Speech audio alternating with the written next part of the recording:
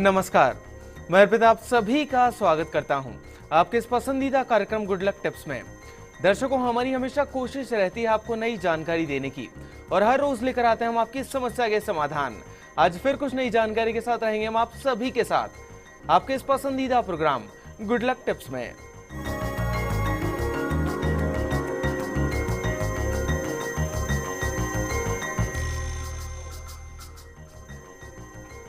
दोस्तों, हर कोई चाहता है कि उसके घर में बच्चे हों, उनकी खिलखिलाहट से घर में रौनक बनी रहे। लेकिन कभी कभी कितने ही प्रयास करने के बाद भी संतान सुख नहीं मिल पाता। लेकिन एक पूजा विधि और मंत्र से असंभव भी संभव हो सकता है। इस पर विस्तार से बात करने के लिए हमारे साथ मौजूद है हमारे स्टूडियो में जाने माने ज्योतिष आचार्य पंडित मुकेश शास्त्री जी। पंडित जी, आपका बहुत बहुत स्वागत है हमारे स्टूडियो में। जय श्री कृष्णा, जय माता की, जय Shri Hari. Very good morning. चलिए दर्शकों, तो देर किस बात की, इस बारे में जान लेते हैं विस्तार से पंडित जी से। गुड लक टिप कार्यक्रम के सभी दर्शकों के ऊपर भगवान श्री हरि का, माँ लक्ष्मी का, माँ बगलामुखी का आशीर्वाद और कृपा दृष्टि हमेशा बनी रहे। आप सभी का कल्याण हो। जय माँ बगलामुखी। दोस्तों, आज का हमारा ये एपिसोड हमारे उन विवाहित महिला दर्शकों के लिए है जो कि अपने विवाह के कई सालों के बाद भी संतान सुख से वंचित है।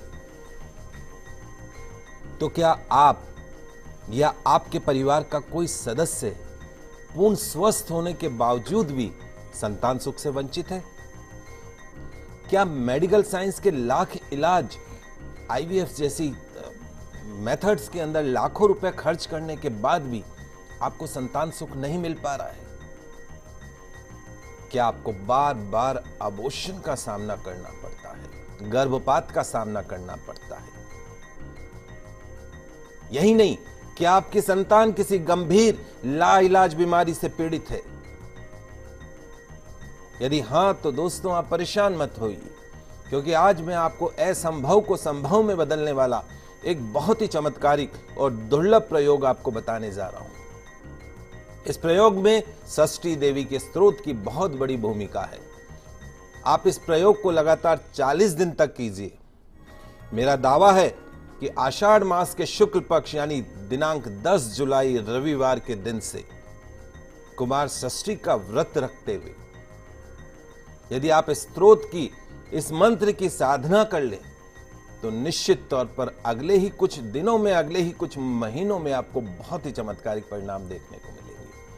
तो आइए सबसे पहले जान लेते हैं कि ये षष्ठी देवी है कौन।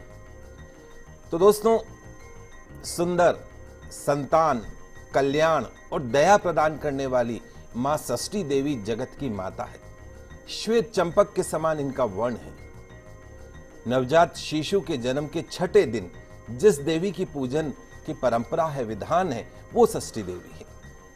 अपने भक्तों की सभी मनोकामनाओं को पूर्ण करने वाली मां षष्ठी देवी न केवल निसंतान दंपतियों को सुयोग्य संतान सुख प्रदान करती है, वहीं संतान को दीर्घायु बनाती है, संकटों से मुक्ति प्रदान करती है। तो जो महिला मां भगवती षष्ठी देवी के मूल मंत्र की और स्तोत्र का पठन करती है, निश्चित तौर पे दीर्घजीवी और सुंदर संतान को प्राप्त करती है। मृतवत्सा नारी, मृतवत्सा नारी अर्थात जिस औरत का शरीर मृत्यु के समान शैया पर पड़ा हो, अगर वो भी इस स्तोत्र का पाठ करे, श्रवण करे, तो निश्चित तौर पर संतान प्रसव करने की क्षमता, कंसीव करने की क्षमता को प्राप्त कर लेती है। और यदि आपकी संतान किसी गंभीर बीमारी से, गंभीर रोग से पीड़ित है, तो यदि आप मां षष्ठी देवी के मूल मंत्र और स्तोत्र का जाप और पठन करते हैं, तो निश्चित तौर पे मां षष्ठी देवी की कृपा से आपकी जो संतान है उसको गंभीर रोग से मुक्ति मिल सकती है, ला इलाज बीमारियों से मुक्ति मिल सकती है। यही तो श्रद्धा है, यही तो विश्वास है। भगवती षष्ठी, मंगल चंडिका और देवी मनसा, ये देवियां मूल प्रकृति की कला मानी गई है। मूल प्रकृति के 6ठे अंश से प्रकट होने के कारण ये षष्ठी देवी कहलाई। बालकों की ये अधिष्ठात्री देवी है। मां षष्ठी को विष्णु माया भी कहा जाता है, बालदा भी कहा जाता है। मातृकाओं में देवसेना के नाम से यह प्रसिद्ध है। उत्तम व्रतों का पालन करने वाली इन साध्वी देवी को भगवान कार्तिकेय की पत्नी होने का सौभाग्य प्राप्त है, अर्थात भगवान शंकर की मां पार्वती की पुत्रवधू हैं ये। तो भगवान कार्तिकेय जो हैं वो प्राणों से भी बढ़कर मां षष्ठी को प्रेम करते हैं। बालकों को दीर्घायु बनाना, संतान हो और संतान अगर ठीक नहीं हो, बीमारी से पीड़ित हो, तो ऐसे संतान का होना ना होना क्या फर्क पड़ता है। उन माताओं का सोचिए जिनके बच्चे तो हैं लेकिन गंभीर बीमारी से पीड़ित है। एक एक दिन माता ये सोचती कि कितने दिन इसकी आयु रहेगी। तो संतान को सुयोग्य बनाना, सक्षम बनाना, उनका भरण पोषण करना, रक्षण करना मां षष्ठी का स्वाभाविक गुण है। ये सिद्ध योगिनी देवी जो है वो अपने योग के प्रभाव से बच्चों के पास में सदा विराजमान रहती है। पंडित जी, इसके पीछे की जो पूरी कहानी है, हम चाहेंगे कि हमारे जितने भी जो दर्शक भी आपको देख रहे हैं, इसके पीछे की पूरी कहानी आप उन्हें बताएं। जी दोस्तों, बिल्कुल आज के इस एपिसोड को बहुत ध्यान से सुनिएगा, समझिएगा। ऐसी चीजें भारतीय टेलीविजन के इतिहास पे बार बार नहीं बताई जाती है, तो आप इसको बहुत अच्छे से समझिएगा, सुनिएगा। तो पुत्र प्रदान करने वाला परम सुखदायी उपाख्यान आज मैं आपको सुना रहा हूं। मां देवी की महिमा के बारे में मैं आपको बता रहा हूं। तो प्रियव्रत नाम के एक प्रसिद्ध राजा थे। विवाह के कई वर्षों पश्चात भी उन्हें कोई संतान की प्राप्ति नहीं हो सकी। तब कश्यप जी ने उनसे पुत्रेष्टि यज्ञ करवाया। राजा की जो भार्या थी यानी जो रानी थी, उनका नाम था मालिनी। तो कश्यप मुनि ने उन्हें एक फल प्रदान किया। फल खाने से जो रानी मालिनी है वो गर्भवती हो गई। उसके पश्चात सुवर्ण के समान प्रतिभा वाले कुमार की उत्पत्ति हुई, एक संतान की प्राप्ति हुई। उस संतान के संपूर्ण अंग तो थे, लेकिन जब वो पैदा हुआ तो वो मरा हुआ पैदा हुआ। उसकी आंखें उलट चुकी थी। उसे देखकर समस्त नारियां रो पड़ी और पुत्र के असह्य शोक के कारण माता को तो मूर्छा ही आ गई। राजा प्रियव्रत को पता चला तो वो भी बहुत ही निराश हुए, दुख में डूब गए। लेकिन क्या करना था, उस मृत बालक को उठाकर शमशान की तरफ चल दिए। उस एकांत भूमि में, उस शमशान में पहुंचकर अपने पुत्र को छाती से चिपकाकर आंखों से आंसुओं की धारा बहाने लगी। एक पिता हाथ में पुत्र की लाश हो तो आप सोचिए, उसके दर्द को समझिए। तो राजा ने अपने राजकुमार को छाती से लगा रखा था, उस मरे हुए राजकुमार को। इतने में क्या हुआ कि उन्हें वहां एक दिव्य विमान दिखाई दिया। शुद्ध स्फटिक मणि के समान चमकने वाला वो जो विमान था वो अमूल्य रत्नों से बना हुआ था।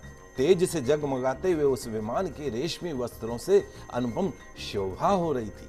अनेक प्रकार के अद्भुत चित्रों से वो विमान था, वो विभूषित था, पुष्पों की माला से सुसज्जित था। उस पर बैठी हुई मन को मुग्ध करने वाली एक परम सुंदरी देवी को उस राजा प्रियव्रत ने देखा। श्वेत चंपा के फल के समान उनका जो रंग था उज्जवल वर्ण था और उनके मुख पर प्रसन्नता छाई हुई थी। रत्न में भूषण उनकी छवि बढ़ाए हुए थे। योग शास्त्र में पारंगत देवी जो है वो भक्तों पर अनुग्रह करने के लिए आतुर थी। ऐसा जान पड़ता था मानो वे मूर्तिमयी कृपा ही हो। उन्हें सामने विराजमान देखकर राजा ने बालक को, जो उनका बच्चा था, उसके शव को भूमि पर रख दिया और बड़े आदर के साथ उनकी पूजा करी, उनकी स्तुति करी। अपने दुख को भूल कर और उन्होंने मां की आराधना करी। उन्हें प्रसन्न देखकर राजा ने पूछा, राजा ने कहा कि सुशोभने कांते सुव्रते वाराहे, आप कौन हो? आपके पतिदेव कौन हैं? आप किसकी कन्या हो?